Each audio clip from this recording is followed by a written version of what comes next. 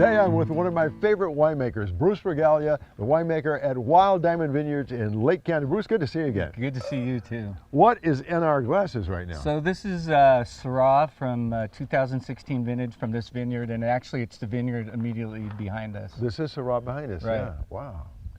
It's a lot of Syrah. And what elevation are we here? So the spot we're in now is about 2,000 feet. The top of the ranch is about 2,200 feet. I didn't know you could grow Syrah at this altitude. Well, you know, this is an interesting spot because it's warm during the day like Lake County, but it always cools off at night. And you can see we have a little breeze now. The breeze will start picking up in the afternoon. It'll cool off to be in the low 50s, and at harvest time it's actually in the upper 40s in the mornings up here. So there's big diurnal swings. This is a pretty unique area for growing grapes. Yeah, it is. You know, these are volcanic soils which are interesting, and so you can see a little bit of minerality in the wine, and you'll see that common thread through all the wines. This ranch, the reason it's called Wild Diamond is because there are rough cut, low grade diamonds throughout the soil, which kind of improves the drainage, red volcanic soils. And we'll take a tour later on of the ranch, and you'll see piles and piles of rocks that were removed to even be able to plant vines here. So what sort of character does that soil composition impart to the wine? Well, the thing about Lake County is it has big tannins, and so that's one of the challenges of making wine from here is you have to be more gentle and different wine making style as opposed to, you know, the same Syrah, say, from Napa Valley or Mendocino County. Right. And so the red soils really have a unique flavor of their own. And I think people are, yeah, I mean, they're starting to have conferences about volcanic soils and volcanic wines, and, you know, Italy, and places all over the world where they're growing vines on volcanic soils, and there is a minerality to them that, you know, what people call terroir or whatever, but it is a huge contributor to that. And you grow other varietals here as well, right? Right. So these blocks here are, there's Syrah, Grenache, Mourvèdre, and then those are the Rhone varietals. Right. Right. And so we bottle those under a label Dumluck, and then we separated out the Bordeaux varietals. We have Cab Franc, Merlot, Cabernet, and then we also grow Petite Syrah on this ranch.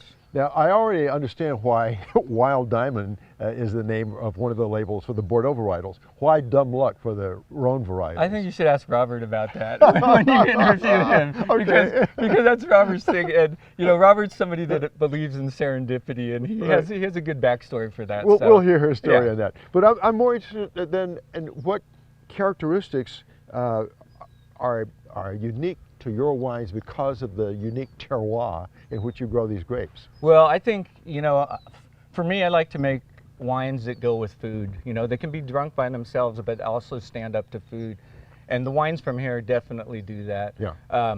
Like I said, it's a challenge to not extract too much tannin and too harsh a tannin. So you make them more like you would Pinot Noir as opposed to, you know, a Napa Cab where you're beating it a lot and pumping it over a lot. And so these wines are made in small lots, hand punched down, very gentle methods. And, you know, I think we're onto something. I mean, we're still learning, but we're getting there. Yeah, well, apparently you're learning pretty well, because generally, from my experience anyhow, tasting, you get a unique piece of property like this with unique soil composition and elevation and angles of exposure to the sun. You're limited in the various varietals you can produce there of high quality. Right. But you produce a whole bunch of, you know, what, 6 different varietals here. Yeah, and there's no, you know, the interesting thing, a lot of times you'll have ranches that, oh, that's the sweet spot, that's, you know, the best cab from there.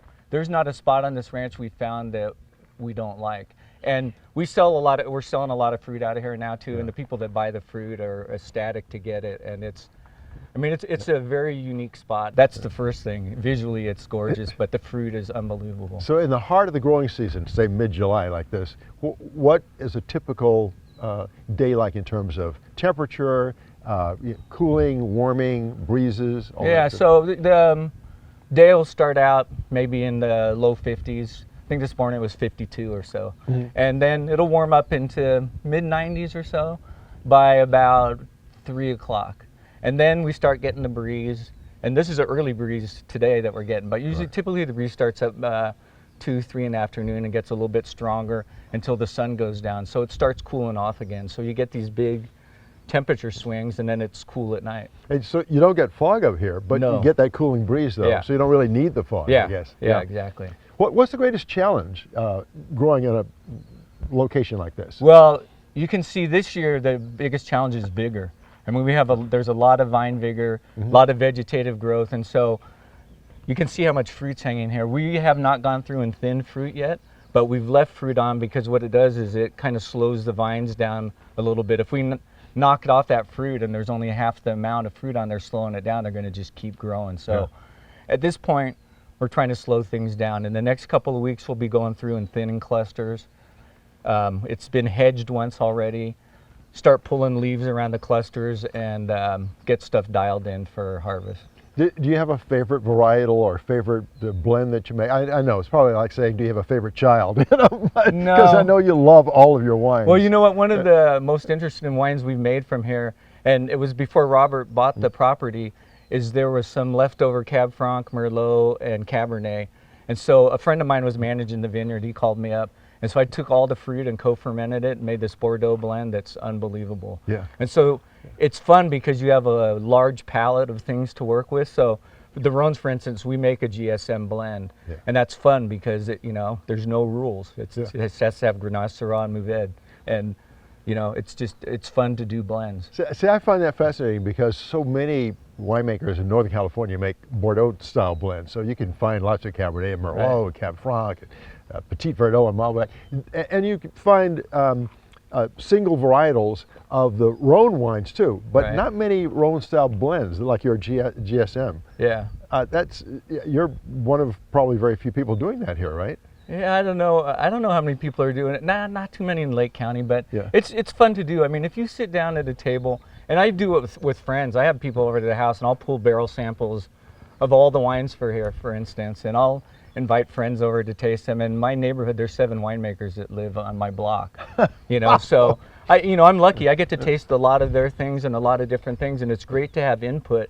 And when you start to get people agreeing on the common thread, it kind of sticks out. And so, the way I build blends is I look at, hey, this is going to be the skeleton, and then these are the parts I'm going to use to flesh it out. Right. And then you just play around. I mean, it's an educated guess to start with. Sure. Yeah, and sometimes you think, oh, this one's going to bring more fruit into it, and it doesn't work. Or this one's going to bring more structure, and it doesn't work. So it's a trial and error method, and you kind of have in your idea, the back of your mind, what you're going to do, but it doesn't always work out. Right.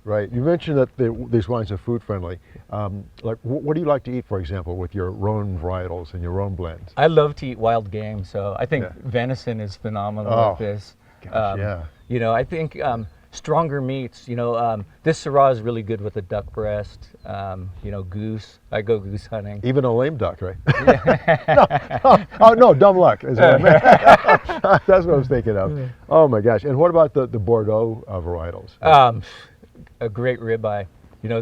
Those are wines that can cut through fat. So something with a lot of fat. Right, so like a ribeye with blue cheese or something like that, or even pasta dishes with creamy sauce, which you don't really think about pairing that big of a red wine with, but they work well.